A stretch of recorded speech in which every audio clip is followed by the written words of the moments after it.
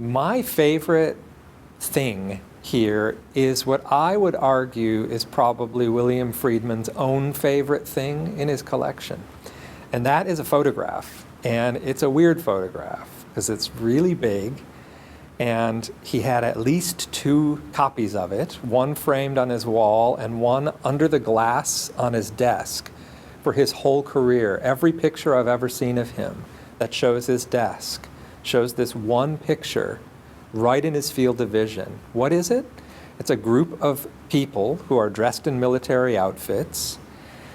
It's a large group of about 75 people outside a hotel in Aurora, Illinois. It's the Aurora Hotel, very close to Geneva, where Riverbank Laboratories was.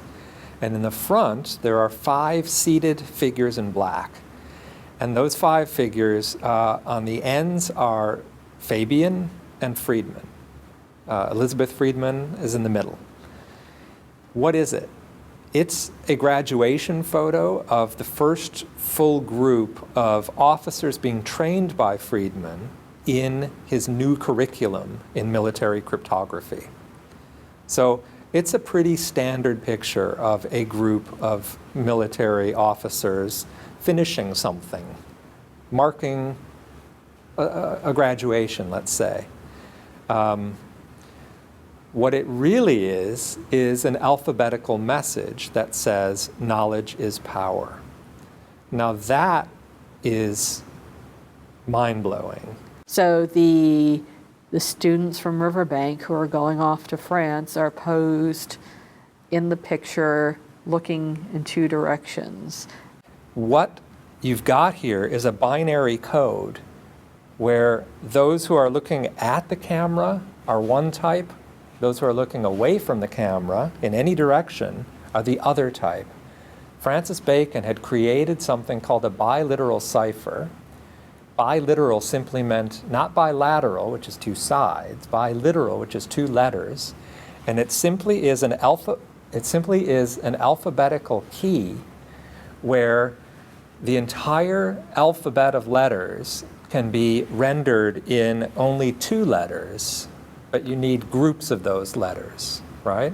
So the letter A, as it happens, is A.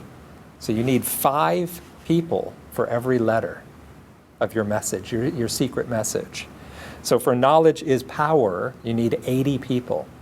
Unfortunately, they only had 76. So they didn't quite finish, they didn't get enough for the R. But you've got 5 people for every one. And if you start on the back, you've got somebody looking at the camera, which is A, somebody looking away, which is B, then 2 more looking at the camera, AA, 1 more looking away, B. So you have AB, and in Bacon's code system, that is the letter K. So those 5 people are the letter K. The next group, you'll have to take my word for it, the next 5 spell the letter N, then the letter O, and then you're off.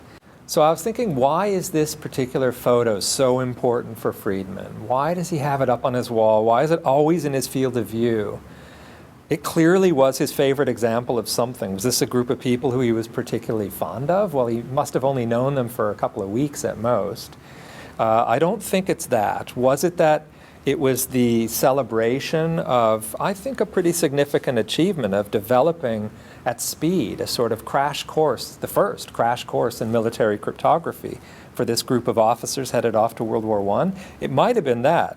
But I think it embodies his favorite method of ciphers and his favorite message about ciphers, both of which derive directly from Francis Bacon. And so when he looked at this, he remembered and saw not a group of people, but a Baconian method for embedding the phrase that Bacon himself coined, knowledge is power. So this is a group of people spelling out the words, knowledge is power. Actually, they only spell out knowledge is pow because they don't have enough people for the R.